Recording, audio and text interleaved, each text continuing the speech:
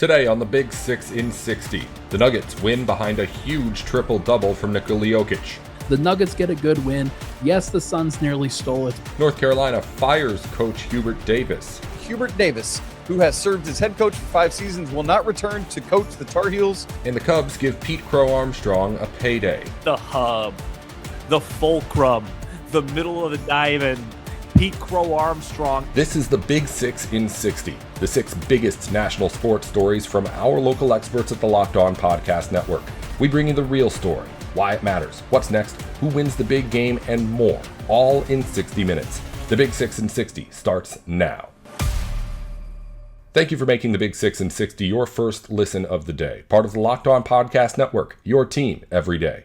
Today's episode is brought to you by FanDuel. Download the FanDuel app now by visiting FanDuel.com and win $300 in bonus bets if your first $5 bet wins. The Nuggets got a win over the Suns last night thanks to a huge night from Nikola Jokic. He put up 23 points with 17 rebounds and assists. And Ryan Blackburn is with Matt Moore on Locked On Nuggets to recap. A really good win for the Nuggets. Boo your doomerism, and it's coming from me. Like, I can't believe I'm even saying this, but the Nuggets get a good win. Yes, the Suns nearly stole it, but we're going to talk about why. We're going to talk about why it doesn't matter and why a win is a win at this point. I want to stop you. Now I will stop you. Now I'm doing the point.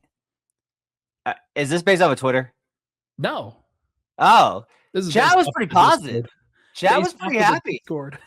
The chat was pretty happy. I thought the chat was fine. Our everyday chat is great. It's going great. The vibe's been awesome today. Want to thank Grace for jumping in. She's been in there today.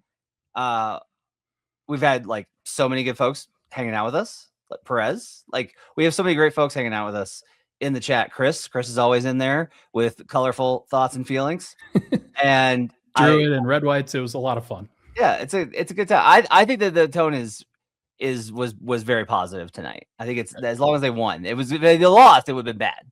Yeah, because once you let go of a double-digit lead again, and you put yourself into a pretty negative situation in that fourth quarter where you're playing an 8-man rotation, you're intentionally fouling Oso Ighodaro down the stretch to try to put him at the free throw line, and you're not executing that well. And lo and behold, there's an opportunity for the Suns to steal this one until right at the end of the game, the Nuggets set up a really great play. I loved what they drew, whether it was a drop or whether it was it was a drawn-up play. But Cam Johnson brings Jalen Green into the action to force him to defend on ball with Oso Ighodaro, to defend the Murray-Jokic two-man game. Murray does a great job of stringing it out, taking Oso with him. Oso sinks into the paint, and Jokic has an absolutely wide open, buttery jumper at the elbow that he kind of like half shot a floater, but I had zero doubt that was going in. Like, it was absolutely going in. It was a perfect look, a great opportunity, and a great drawn up play from David Adelman, executing well with the two-man game. I thought that Denver, especially Nikola Jokic and Jamal Murray, really shined down the stretch. I thought that they did some really impressive things. What did you see tonight from the Nuggets, Matt? I thought Jokic was really good. He was definitely trying to get calls and pick up the tech early. That's pretty normal for the course. I thought overall good activity, good execution. I don't think the defensive problems are on him tonight. Yeah. And I know that that's going to shock people because I blame him for everything. But I genuinely just thought like tonight was, one, the Suns shot the lights out, but two, it was like little stuff where it's like, I mean, they still do the overhelping thing. And a lot of it is the Suns love those quick actions on the perimeter. They threaten you with a drive from Booker and they punish you with a one pass away. I personally still don't understand why this is such a problem for the Nuggets and pretty much every team in the league. Like, I was watching this today with a bunch of different squads with SGA for some stuff I'm doing. And it's just like, what do you think you're going to do? Like, this is always my question. Is like, I'm crowding him by stepping over here 2 steps away. It's like, he can get by you. There's enough room for him to just drive by. Stop it. Like, just stay on your guy. And you're gonna reach in and commit a shooting foul on the way up. Yeah, and every time that you take that step over, that guy on the perimeter has he has the best view of the court of being able to look at it and be like, oh, my guy's like 2 steps. It's like stealing the base. Oh, come to me. So if he's 2 steps to my left and I take 2 steps to my right, and the ball travels faster than the man, I'm going to have a shot. And, so those, I thought in particular, Cam was rough on those tonight. Just some of those were like, he got back and they made it anyway. But I'm also of the opinion of like, hey, why don't you get back and recover and just not depart? And that way they won't shoot it. Like, just prevent the shot at all. And that to me is like maybe the problem tonight was like they allowed a lot of 3-point attempts. Yeah. And that is different than the makes. But I thought Yoke was great tonight. I thought Tim Hardaway Jr. was great tonight. Bruce Brown was absolutely spectacular. Julian Strawther was awesome in that first half when he got to play. I guess he was raptured and taken from the planet. So bad rotation decision from David Adelman there. I understand why it happened, and I understand you don't want to throw a guy like that into the fourth quarter when you did the same thing in the second quarter. But like, yeah, I mean, come on, like this is you can't be going to 8-man rotations on a consistent basis in these games on right before a second night of a back-to-back. You didn't think Spencer was good. I thought Spencer was good. I just don't think his details were as good as they needed to be tonight. Fouls? Is that what you're talking about? Well, he committed a horrible screening foul on as Denver's trying to set up a 2-for-1 opportunity after they call a timeout, and he immediately commits a screening foul. I just don't think he was ready. And like Jamal probably left him out to dry in terms of going a little bit early on the play. But again, it's just you cut your legs out from under you in some of those cases. And it's why the lead got cut down as much as it did. But I just some of the fouls when he's playing very physical against the Suns, and the Suns got 37 free throws tonight. I can never anticipate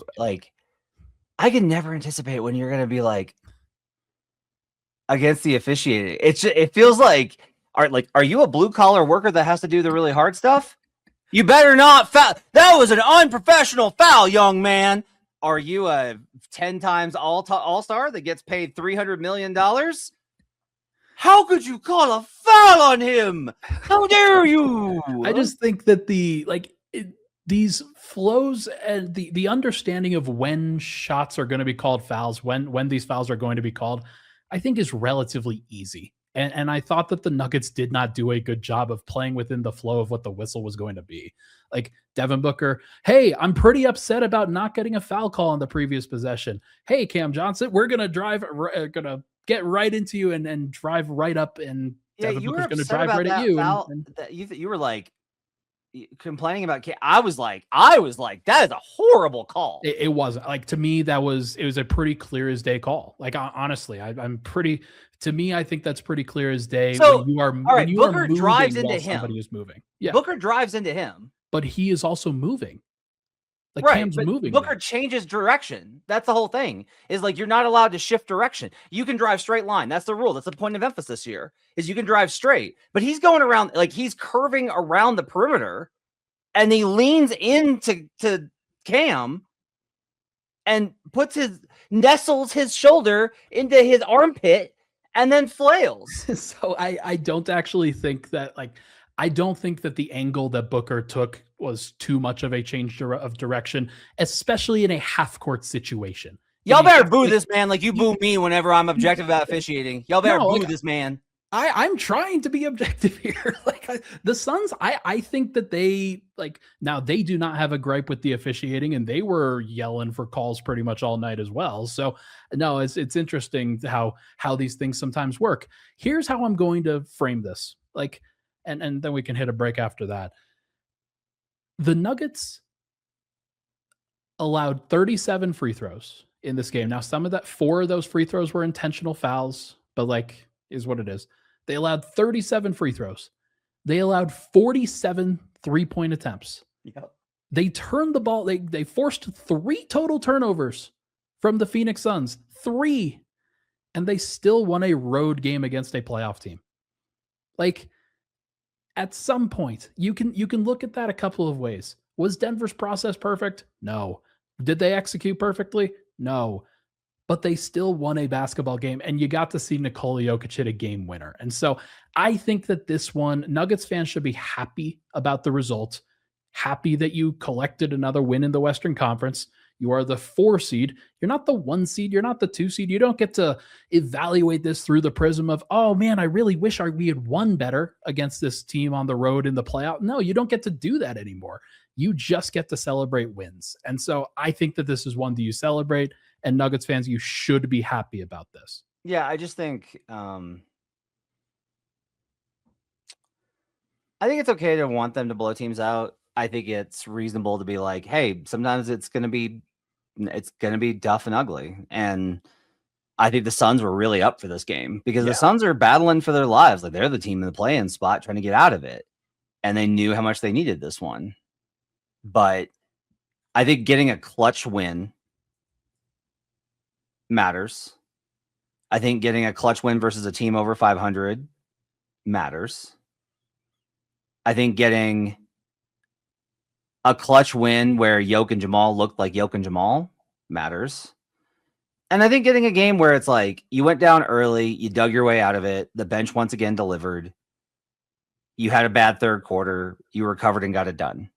Like, this to me was like, there are other good teams in the NBA. And like, do you wish that you were as good as the Thunder? Yes. Like, that's what you wish. You wish you were as good as the Thunder and the Spurs. I get that.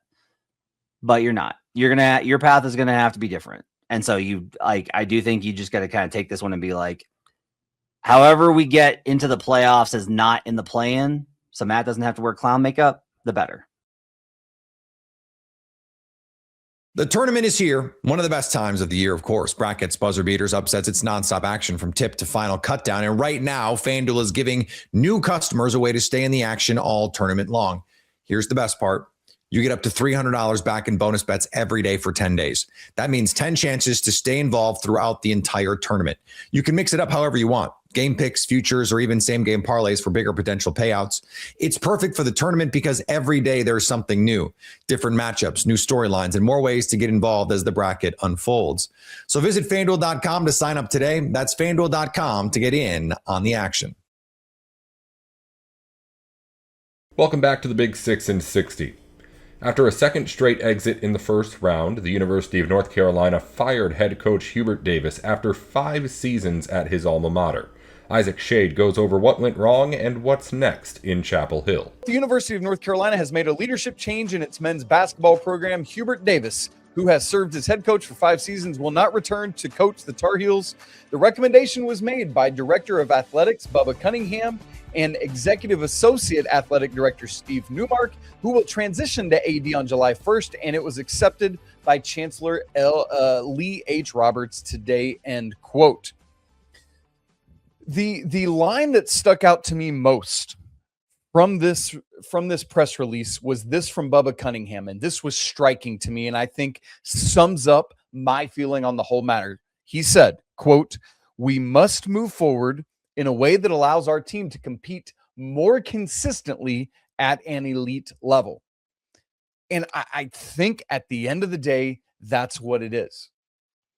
Hubert Davis is a good man. He loves his players. He has led his program with ethics and high morals and in a way that honors people.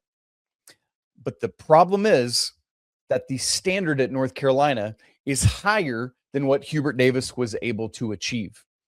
And so while I'm a glass half full, a slow to move on type of person, I do think this is the right call for North Carolina. So I appreciate what Bubba has said there. Now, it doesn't officially use this word in the press release, but Matt Norlander from CBS Sports, and I've seen it from a few other national people as well, says that, quote, "The condition of Hubert Davis' split with UNC is a firing."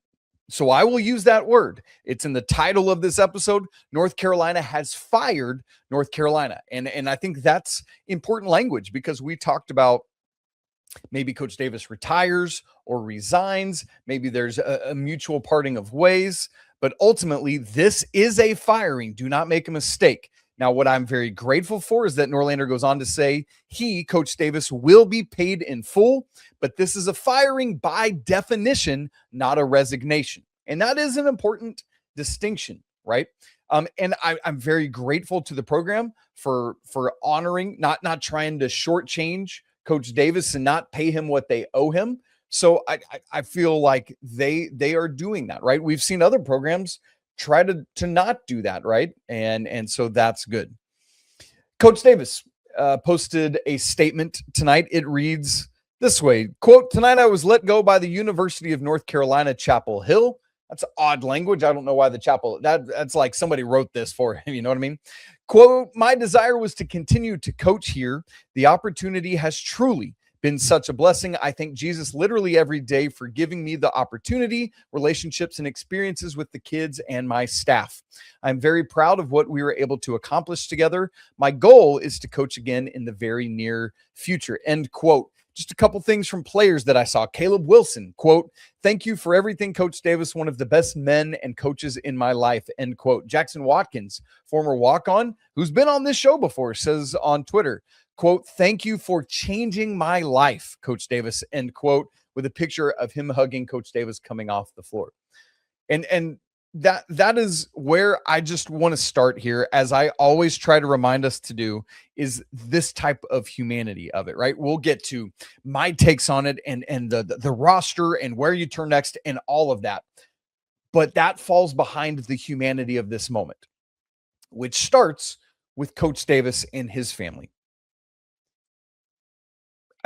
I've said it before this weekend, my kind of lasting image is Coach Davis and his wife, Leslie, on senior night, sitting in front of the scores table with his arm around his wife, watching his son, Elijah, make his senior speech at North Carolina, with he and Seth Trimble being the two seniors on this team.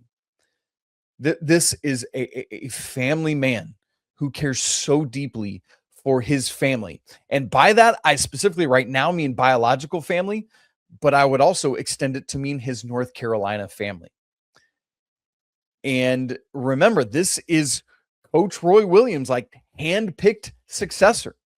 And it's difficult as we look at that because the hand-picked successor at another school close proximity is going very well and very consistently. And it has not been the same at North Carolina.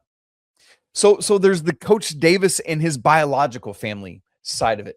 My thoughts go out to them. Like this is a very difficult day. It's been a very difficult multiple days. My thoughts go out to not only him, but specifically his family, right? Like think of all the things you've got to endure in a moment like this when it's such a public thing.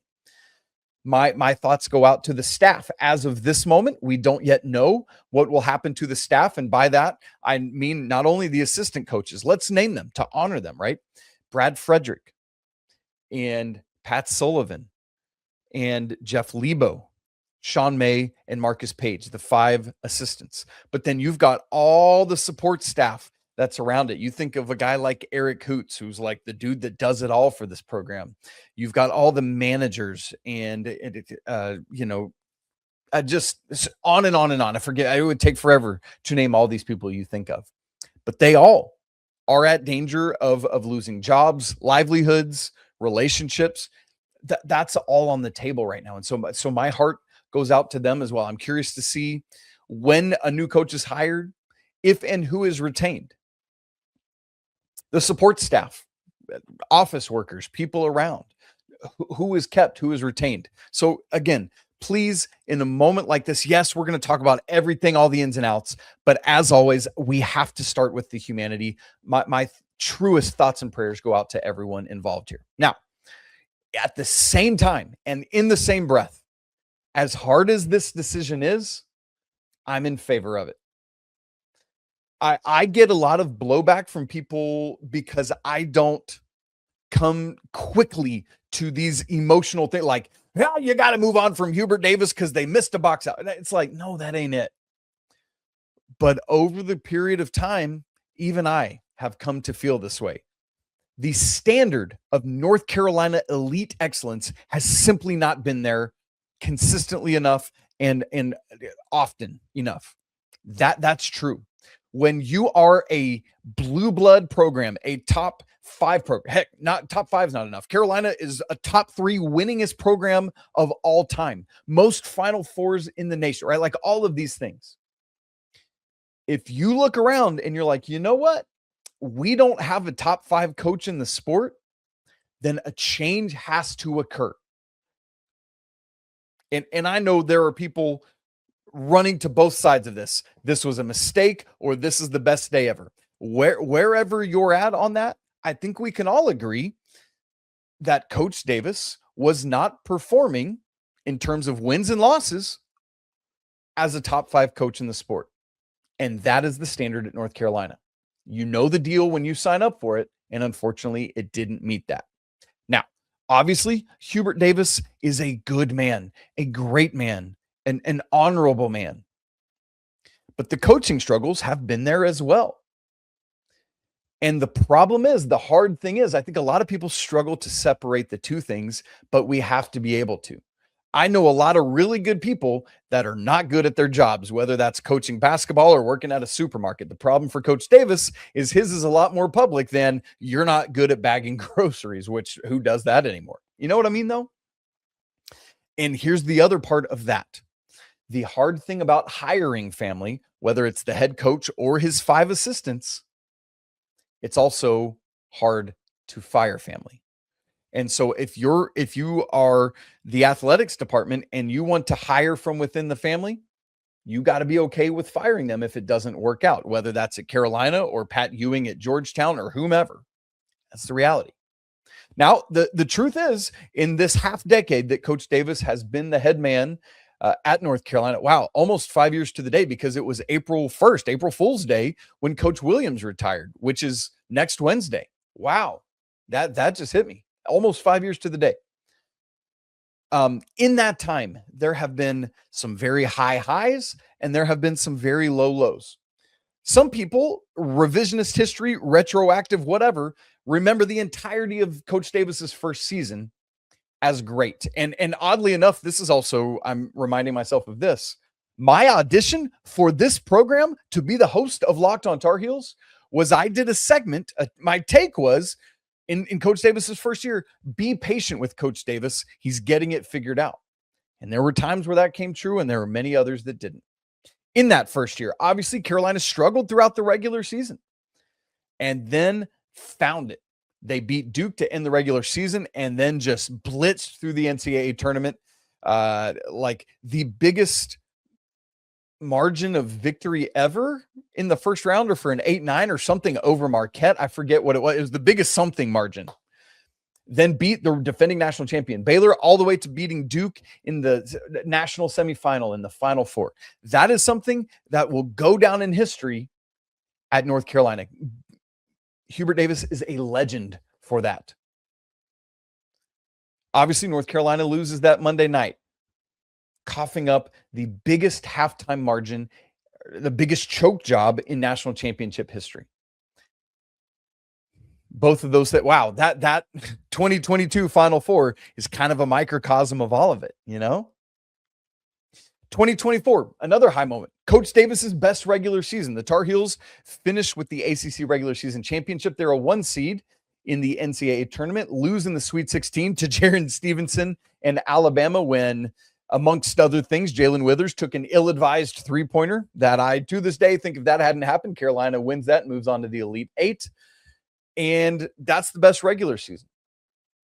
You've got parts of this season, which were really good. I think that in some ways, this was Hubert Davis's best coaching job, given everything he had to deal with.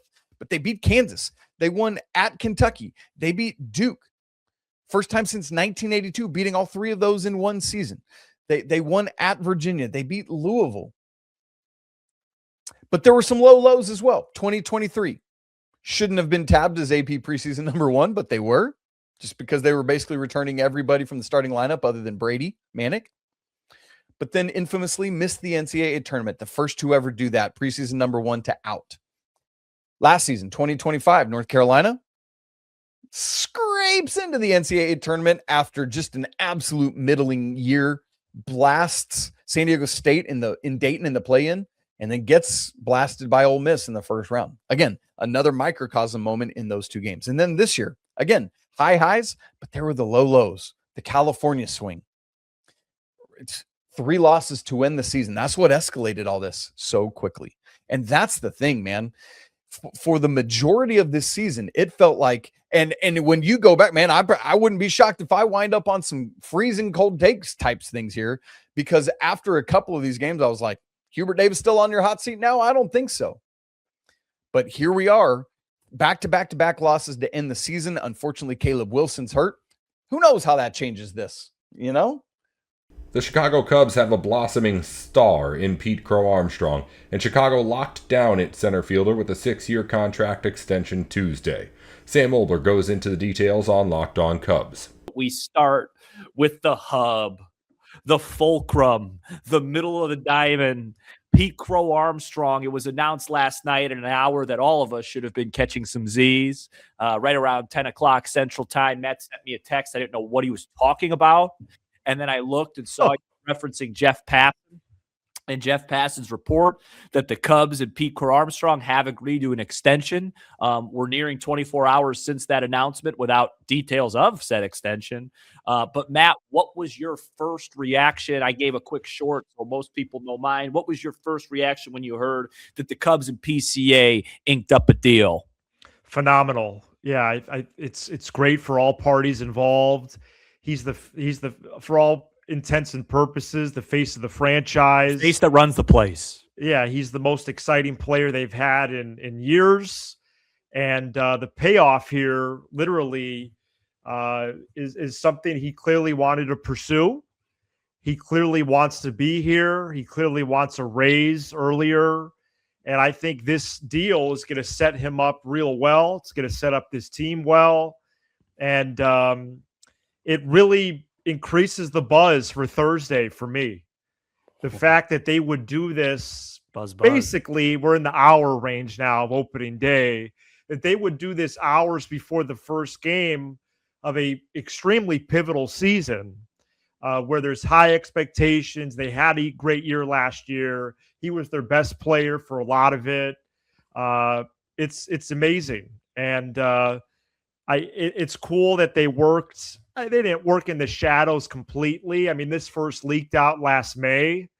But shoot, the number that leaked last May was in like the 60s and 70s of millions. And I'm guessing this is going to be Corbin Carroll-ish, right? 6 to 8 years, 111 or so million. Man, this guy made a lot of money the last 10 months. And, for good reason. And it's going to be exciting to see him in a Cubs uniform for a long time. Have I ever mentioned that you have hair like a Kennedy? I got a haircut today. Yeah, it's just politician hair. Just looks really good. It's not even at what it could be. Like you throw a little product in there for the first game, it's going to be wild. Yeah, you have great hair like a Kennedy. Thank you. Let me explain to those. I'm assuming most people know. This is a fun show. To those that don't, so like these extensions are a little bit different because of Pete's arbitration or pre-arb status. So you mentioned a guy like Corbin Carroll. I believe he was 8 for 110. The reason why I think maybe Pete gets like a tad more now that I thought about it, because initially I said right around that, is that Pete had more years under his belt. Carroll was younger when he signed it. So for the Cubs, for Pete's perspective, he wants to hit free agency, as soon as possible. So for him to not, the older you get, the more costly it becomes. What the Cubs are doing is they're essentially buying out free agency years, right? Getting more team control, and then Pete's getting more cost certainty, and knowing, hey, I'm going to be able to, get this raise. And in order to get this raise, I might have to hit free agency a year or 2 or 3 years later than I would like. That's how these things get broken down. Originally I said 8 for 100 because I thought it would have been such a huge jump from going to like the 66 to 75 range, like you said, from last year. But then, another year under his belt, my final prediction would probably be somewhere around 8 for 120, 8 for 125-ish. Something like that, but right around where you said.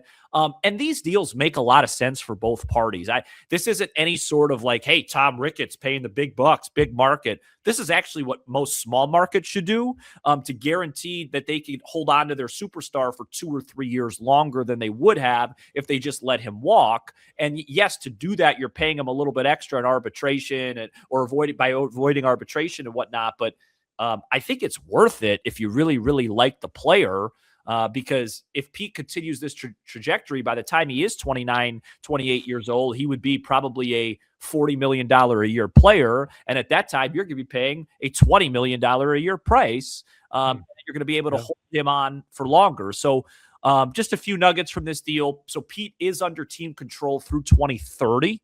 So if they If they sign him to an 8-year deal, then he'd be under team control through 33, 7-year deal through 32. Basically, anything more than 5 is the Cubs gaining another year of Pete than they would have before avoiding free agency. Then you start doing the math. It starts to get a little confusing. That's about that. For me, Matt, none of that stuff really matters to me unless the number is crazy, like 170, 180, which I'm just happy that they did it. Obviously a fan favorite.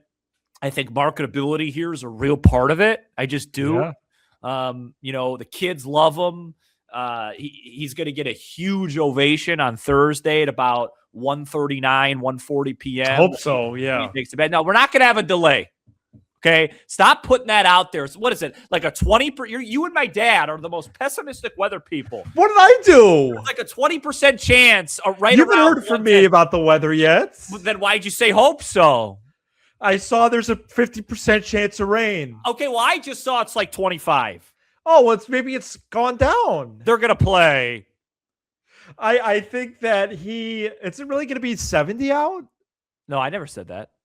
Oh, I thought I saw it might be 70 as well. Oh, well, then Matthew Boyd might give up a couple balls that get hit to like Kenmore Ave or something. I think that structure is exactly what it's going to be. They're going to get at least 2 more years out of this. They might get like a club option for a third. The twist for me is if he gets paid for 2026, if he becomes like the Cubs' 3rd or 4th highest paid this year. That would be interesting. So I think he's going to get paid for 26, but I think it's going to be scaled like they did to Merrill, like a couple million. Okay. That's what they've done in the past. Merrill, I think it was Churio, where they don't give you your big bump. It gets scaled until later because that they don't want to mess around with the luxury tax stuff. So you might see something like, well, no, they're going to be over the luxury tax. I know, right? Yeah, but I'm just saying it might be like 2 to 3 million in 26. 6 to 7 and 27, and then it'll jump up as it goes. A lot, yeah. Okay. That's off of what I've seen from other teams. Who knows? You know how Jed is. No, it's a good guess. And I think a part of this too, Matt, is like this is kind of Jed saying to the fans, hey, look, I know you guys loved Javi. We couldn't get it done. You love KB. We couldn't get it done. You love Rizzo. We couldn't get it done. They made sure to get it done with this player. And maybe it precedes a more significant extension. And I only say that because this player would probably not be on the Cubs next year if it doesn't happen soon. And that's a Nico Horner deal. Because if you wrap both those guys up in the next, well, you already have one in the next 20, 25 days, now you're really exciting. I have no idea how that would work in terms of how I think Nico's locked into for $11 million no matter what this year. I think so, yeah. Yeah. But yeah, great stuff, fun buzz. A lot of good PR around this Cubs team right now. There was another awful outing this afternoon from Edward Cabrera. He gave up 3 more home runs. This team might have set the record. 3 homers. Yeah, he gave up 3 homers. The Judge wasn't even in the lineup. Alex Bregman had another homer, though. We'll see you on Netflix on Wednesday night, Yankees. Alex Bregman hit a home run off a gentleman by the name of Garrett Cole. I believe he officially ended spring training hitting over 500. Yeah, and just looking at the line of Cabrera, 4 1/3, 7 hits, 5 earned, 3 home runs. His ERA at 7. The tournament is here. One of the best times of the year, of course. Brackets, buzzer beaters, upsets. It's nonstop action from tip to final cutdown. And right now, FanDuel is giving new customers a way to stay in the action all tournament long. Here's the best part. You get up to $300 back in bonus bets every day for 10 days.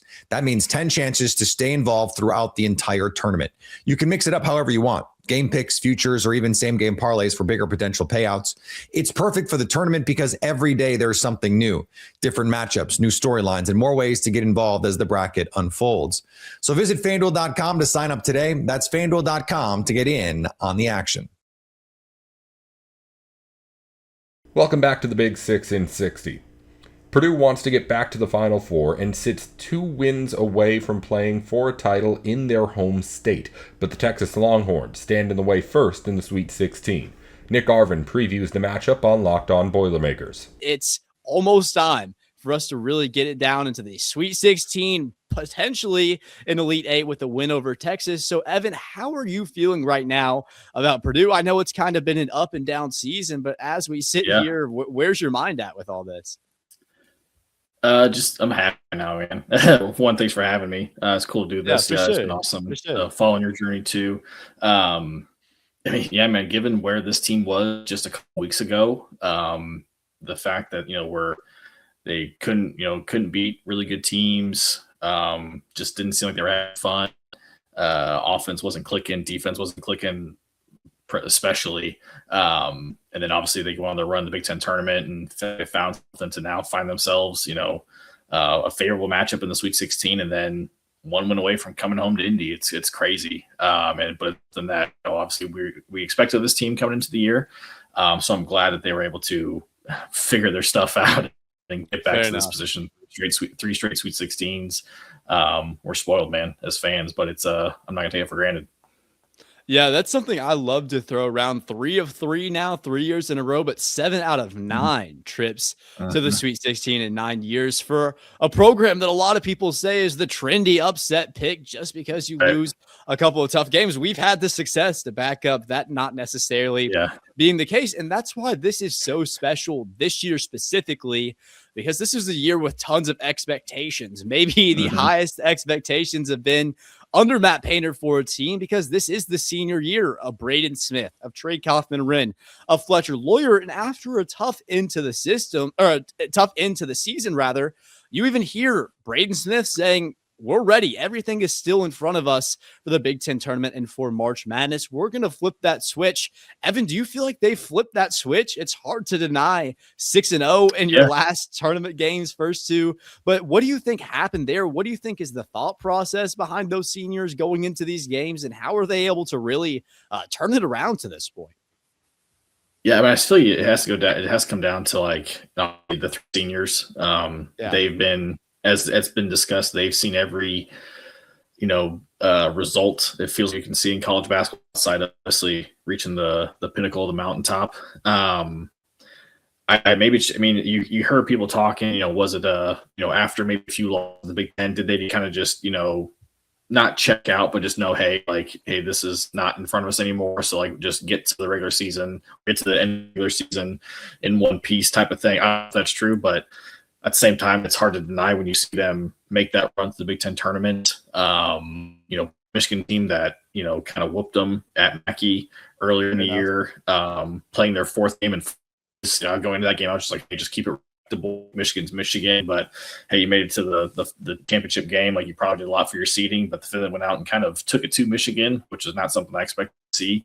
It's hard to deny that switch hasn't been flipped. And then obviously they took care of Queens, and the fact that you could go into a game like Miami, we were just talking about on our podcast we recorded before I jumped on here, probably played a B- game for Purdue as a collective group. Braden played his game in the last 2 years, if not his whole Purdue career, outside of maybe FDU. And you're still able to pull out a win against a pretty solid ACC team that's got all the tropes that people say can beat Purdue with athleticism and length.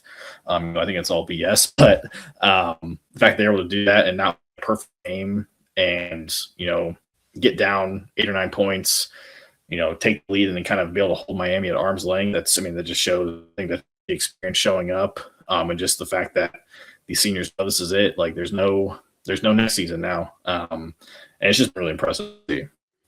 Yeah, run me through it. I'm glad that you brought up that Miami game. I know that we were both watching that one, but it was an interesting matchup there, because in the first half of that game, you're thinking, is this the Purdue team that ended out the regular season? Braden Smith all over 8 times in that game against Miami, which we just haven't seen from him as of late. And the Boilermakers, they get out to a 2-point deficit at the half. What do you think shifted outside of Braden Smith, who played a great, or not necessarily great, but he played a lot better in the second half compared to where he was in the first half? Outside of that, what do you think shifted at halftime for Purdue to come out and pretty well dominate that second half and route to a 10-point victory?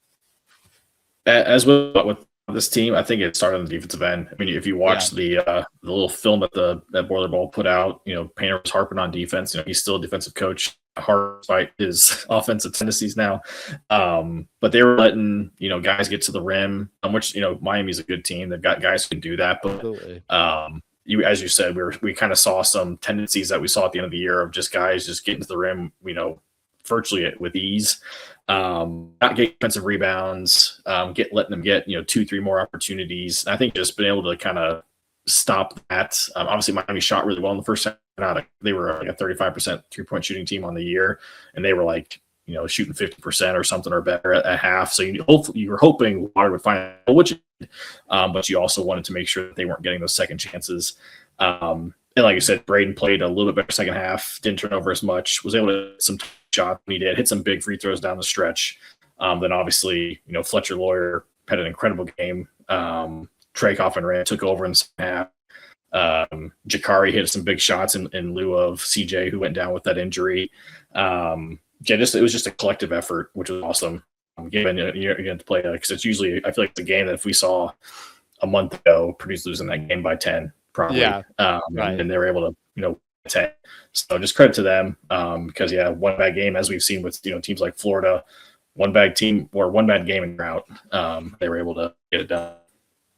I know it was tough in the first half, but I honestly feel like there's something that you can take from handling adversity in a game like that, because when you get to a tournament like this, who's to say that if Purdue plays at Texas, they're not going to be down at points in this game, or if they play in Arizona, they're going to be down in that one. So I feel like seeing yourself down in a game like that and then being able to bounce back in the second half could actually be beneficial for this team as we get into this final stretch of the season. But before we get into our Sweet 16 picks, 8 games coming up, both of our brackets are probably in the trash. I know that mine is, so I'm happy to repick these games in the Sweet 16. But I do want to ask you one fun question, which I ask people every now and then, but do you have a low-key favorite player on this team? Now, outside of the 3 seniors, because I feel like it's very easy to pick one of those guys that've been here for 4 years, but do you have like a player that comes off the bench, or I'd even take a CJ or a Clough, but just I mean, they wouldn't be the usual answer, but they're one of your favorites. Right. That's a good question, because everybody who follows our podcast knows that I'm a staunch lawyer supporter. Well before he ever committed to Purdue. He was a kid that when I learned about him, I was like, I want this kid in a Purdue uniform, and think what he is. But outside of the 3 obviously easy picks, I'm a big Jakari guy. Maybe it's just the Purdue lineage, but I love defensive tenacity. He's come up with some big shots in key positions. Sometimes he's surprised us with some sneaky athleticism, throw down dunks here and there, which has been fun. But I was really happy to see him, kind of get his moment in the tournament with going down. I love CJ too, but outside the starting 5, I'll probably go with Jakari. The tournament is here. One of the best times of the year, of course. Brackets, buzzer beaters, upsets. It's nonstop action from tip to final cutdown. And right now, FanDuel is giving new customers a way to stay in the action all tournament long. Here's the best part. You get up to $300 back in bonus bets every day for 10 days. That means 10 chances to stay involved throughout the entire tournament. You can mix it up however you want. Game picks, futures, or even same game parlays for bigger potential payouts. It's perfect for the tournament because every day there's something new, different matchups, new storylines, and more ways to get involved as the bracket unfolds. So visit FanDuel.com to sign up today. That's FanDuel.com to get in on the action. Welcome back to the Big 6 in 60. After winning their first 2 games, Houston now gets to play at home in Houston for the Sweet 16 against Illinois. Our Locked On host with both teams got together to preview the matchup. I want to ask about Houston's got Kingston. You guys have Keaton Wagler. Talk about the wild year that it has been with Illinois, because I feel like, Illinois is a good program, but this was a year that feels like it was an overachieving kind of moment in a lot of ways, right? I mean, it can be said. Yeah, sure. Especially last year, we had an up and down year led by 2 freshmen who both went in the top 21 in the NBA draft with Kasparis Yakushonis and Will Riley. And this year was kind of not necessarily a complete rebuild like the year before was, where Brad literally replaced 10 guys on the roster. This year, we got Tomislav Ivicic back. We got Kylan Boswell back. We got Ben Humrickhouse back, Jake Davis. We had a nice foundation coming back, but we weren't sure who was going to step up and be that superstar. And certainly nobody thought that the freshman that was ranked 150th in the country would end up stepping up and being that superstar. And I've said this on the show. I firmly believe this. Brad Underwood has this Illini program as one of the most consistent in the country over the last 6-7 years. And we've had some postseason success, but I truly do believe that this year is the best squad that Brad has ever had at Illinois. And I'm really excited to see how far he can take them. Well, and I think in modern college basketball, it always centers around having both good vets and good underclassmen. And not to sit on Wagler for too long, but you mentioned he was not a top 25 recruit or anything crazy. And I'd assume it was before he had 46 on Purdue. But when did you know, oh, this is a one and done kind of kid, he's real special? You know, it's funny. You can ask Brad Underwood and Kylan Boswell. They were giving hints to this in the offseason. They were talking about how Brad in particular said that there would be no real drop-off from Kasparis, Jokic, and Will Riley last year. Normally, Illini fans, we're used to this. Brad just kind of mouths off and is full of hyperbole in the offseason just to create hype on his players. But you saw Keaton play almost immediately, and you saw a freshman who just plays at his own pace. He doesn't get sped up. A lot of freshmen nowadays, sometimes they just go a little too fast. Their legs are running a little too fast. Their brains aren't processing at the speed of college basketball. Keaton never really had that issue. Illinois started off the season okay. They've had one of the toughest non-conference schedules in the entire country. I believe they're about 7-3. And then we lost a game in Madison Square Garden to the UConn Huskies at the time. And then there was just kind of a switch. Brad Underwood and the staff saw the development of their freshman guard, and they kind of handed him the keys. And Illinois has been essentially rolling since then. And it's one of course, everybody, I think nationally, got introduced to Keaton Wagler at Mackey Arena when he scored 46 points, which is the most a visitor has ever done in that arena. But Illini fans have just been watching. He's a special player. We've arguably, in my opinion, he just had the greatest freshman season that Illinois has ever had. And Illinois has had a lot of good talent come through that door. Houston's obviously got its own freshmen, and I'm sure we'll hit them at some point. But Houston's played A.J. DeBonsa, Darren Peterson, Koa Pete, Braden Burries, Darius Acuff, a ton of freshmen across the landscape this year, both in non-conference. I mean, they played Tennessee and Nate Ament in Vegas. A lot of big-time freshmen. What sticks out to me about Keaton is that, honestly, look, I mean this in the nicest way possible and really more as a compliment. He's not very athletic. Whereas like Koa Pete is built like an ox, and DeBonsa is a freak of nature, and Darius Acuff's got 5 gears when most people have 4.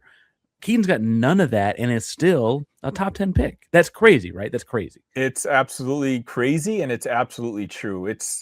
I think it's the reason why he was kind of overlooked by all these universities. I mean, keep in mind, Illinois and Minnesota were the only 2 teams or Power 4 teams to offer him a scholarship.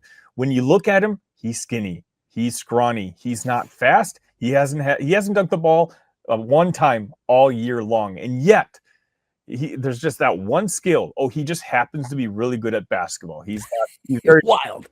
Things.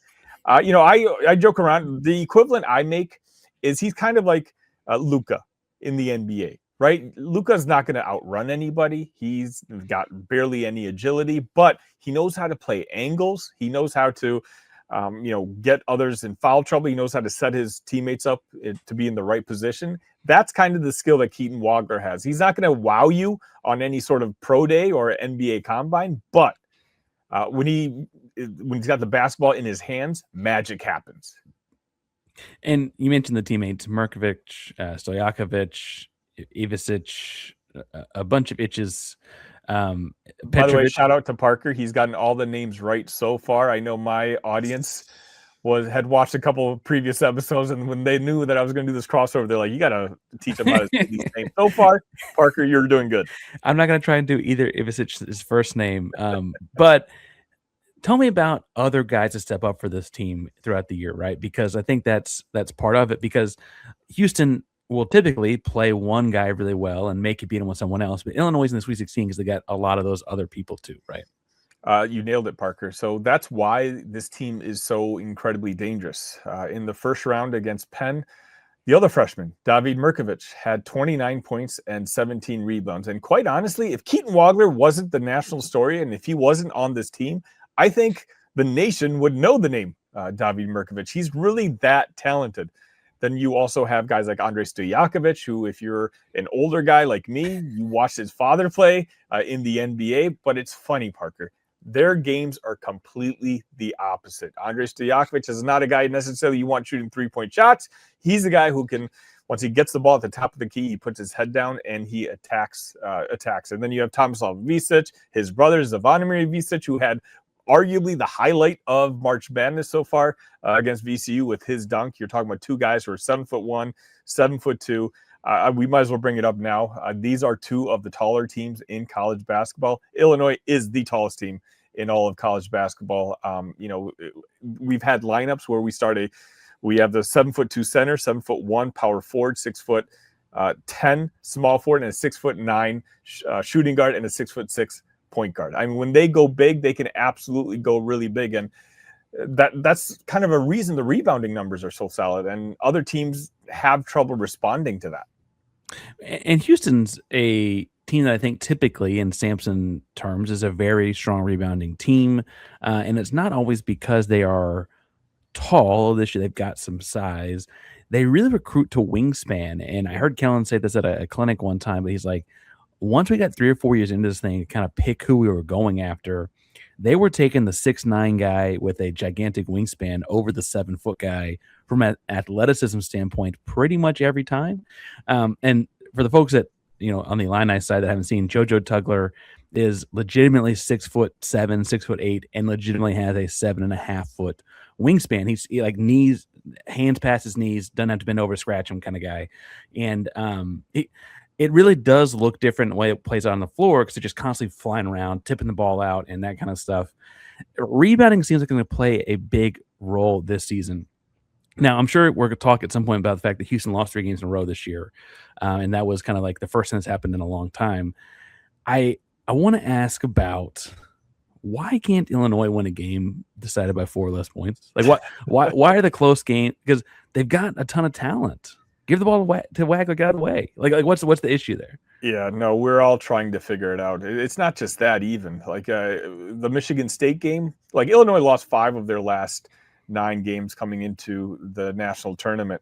The Michigan State game, it was without Kylan Boswell, who was not playing. The Wisconsin game, again, Michigan State went into overtime. Wisconsin was without Kylan Boswell and without Andrej Stojakovic. That game went into overtime. Illinois really has an 8-man rotation, and Kylan Boswell missed almost a month in the middle of the season. So that 8-man turned into a 7-man. It's not like Brad incorporated anybody else into the rotation. Those guys were grinding it. Then Andrej Stojakovic sprains his ankle against Michigan State. And so really we were just running with 6 guys for a while. And, it's one of the, I wish I had an answer for you. And trust me, Illini Nation, we wonder the same thing. It's what makes me most nervous because Illinois blew out Penn. Illinois blew out VCU. But we know that a team like Houston, that game's going to go right down to the final buzzer. And if there's 2 minutes left and it's a 1 or 2 possession game, Illinois has shown that they haven't been able to close it out in the past. So all of a sudden, Illini fans are going to be sitting at the edge of their seats trying to figure out whether they can close it out or not. Because if they do, it's going to be one of the first times all season long.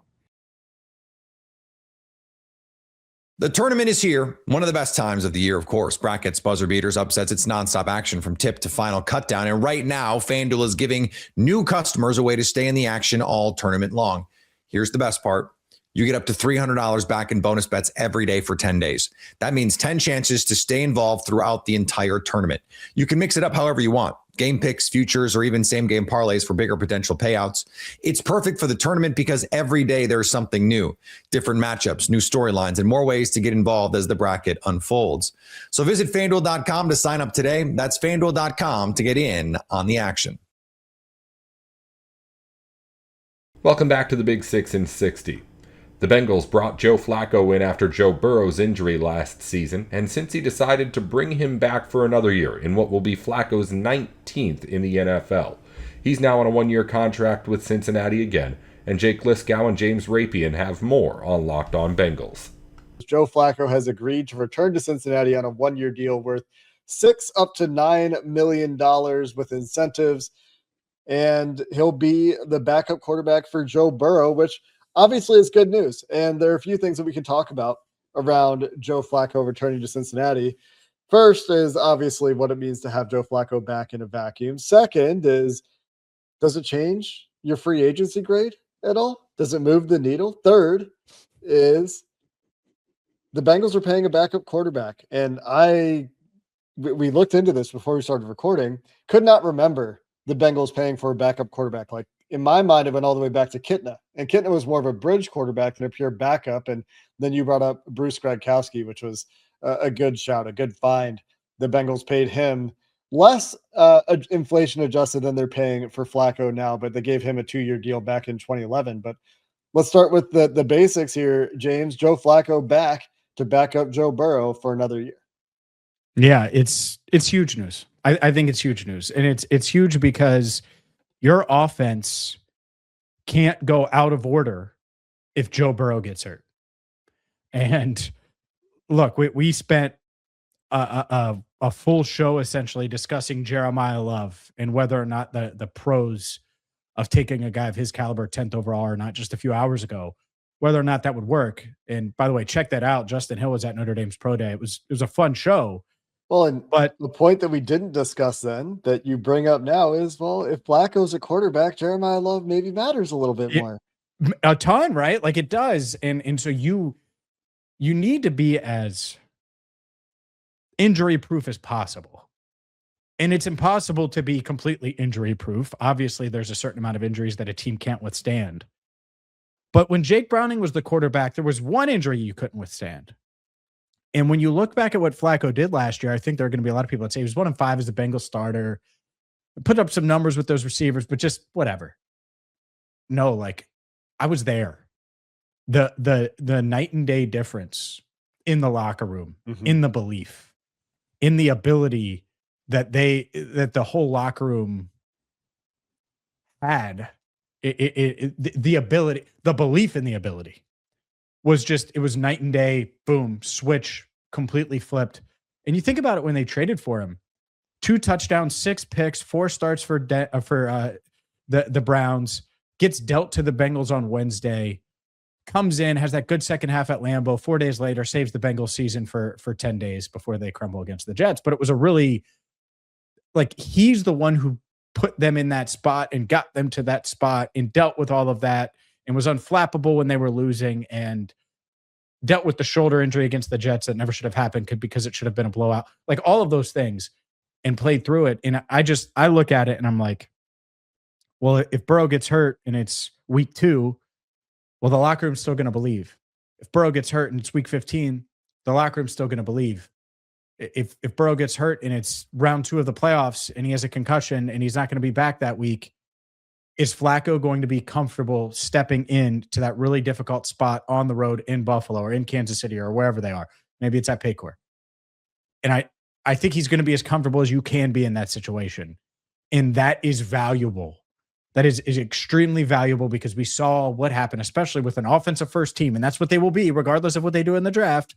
Their offense is going to be why they get to where they want to go. A big part of it, you need to be able to function without one player, even if that player is as valuable as Joe Burrow. And Joe Flacco gives them that chance and that belief. Quarterback is the most important position in sports. You have heard us say it. You've heard pretty much anyone who covers the NFL say it at some point in time. And the Bengals have traditionally not valued paying the backup quarterback. But as you illustrated in all of those examples that we hope don't come to pass, James, having competency, having confidence in your backup quarterback are very important when you do need it. It's an insurance policy, and you hope you never need insurance, right? You hope that Joe Flacco never has to play meaningful snaps for the Cincinnati Bengals. And if he does, you hope that they're as minimal as possible because Joe Burrow is as healthy as he could possibly be in 2027 when Joe Flacco is in Cincinnati to be his backup. If that doesn't come to pass and they need Joe Flacco, they need a backup quarterback, then the point that you illustrate, you go through these various phases of confidence with this team last year. And you talk about how the locker room reacted. how the season starts. They start out 2-0. It's a little bit rocky, but they're 2-0. And then you find out that Joe's going to miss some time. Mm-hmm. Immediately, things go off the rails. Yeah. The game goes off the rails. Then when Flacco shows up, like you said, there's a little bit of confidence that starts to grow. The team starts to take steps in the right direction. They start to look a little bit more watchable, even if it took the defense some time. And we went from really like a truly unwatchable product that was not a pleasant viewing experience for anyone involved to at least a football team you could watch. And then obviously another shot of confidence, I think, when Burrow returns, and we saw the way they played down the stretch, which wasn't perfect, but there were all these signs of real NFL football team and real improvement at that point. But not having that drop off to what we saw in the collapse last year, if you need it, man, that's important to avoid. Well, the other thing is like Joe, maybe that happens and we do see Joe Flacco this year. And maybe he has a Minnesota outing. You know what he's not going to do? Follow it up with another one. He's going to be like, all right, well, what went wrong? I'm not going to panic. I'm not going to force it. And that's it. Like, I'm not going to be mean to Jake Browning on the way out, but like he had maximized everything he had. Say it out loud. He was an undrafted, small, below average arm strength quarterback. And he's gotten the most out of it, so much so that he got signed to potentially be the backup in Tampa Bay. Like, good for Jake Browning. This is a quarterback-driven offense. This is an offense that you got to push the ball to the weapons when the weapons are ready and deal with all these different defenses that are trying to confuse you and take the ball away and make sure you don't get into those weapons. It's tough. And when Joe arrived, you felt it right away. Like, just look, you look at Joe Flacco on the practice field, you look at Jake Browning on the practice field. Before they throw a pass, walking out, you're like, oh, well, that guy looks like a starting quarterback. You can see why he was a first-round pick. The other guy looks like an undrafted player. And that, to me, when you look at it, because there's going to be people that say $6 million. $6 million. Yeah, $6 million. And that is worth it for that peace of mind. Hopefully you don't have to use it. Hopefully that man doesn't get any incentives at all. And the only incentives he gets are if there's a Super Bowl incentive in there, or playoff incentive, or week 18, the Bengals have a bye and Joe Burrow's putting his feet up. But on the other side of it, the whole operation can't close up shop if Joe Burrow misses some time, regardless of how important he is. No one is that important, or no one should be that important. And so it's big time to go from Jake Browning to Joe Flacco. And honestly, you mentioned Josh Johnson as well. I think Josh Johnson is an upgrade from what we've seen from Jake Browning. The Bengals paying a backup quarterback, not something they've often done in their history, tells you about how they value Joe Flacco. You talked about that $6 million number. It's a 1-year deal. We don't know if there's a void year or not. And this is a kind of deal where they have done a void year in the past.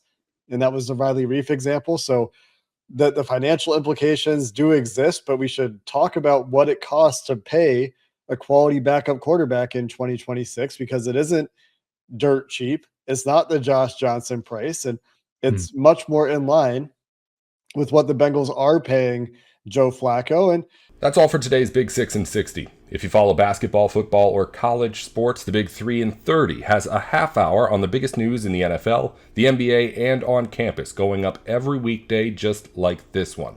Just search the Big 3 and 30 NBA, the Big 3 and 30 NFL, or the Big 3 and 30 college, wherever you're listening or watching now. Thanks again for tuning in to the Big 6 in 60.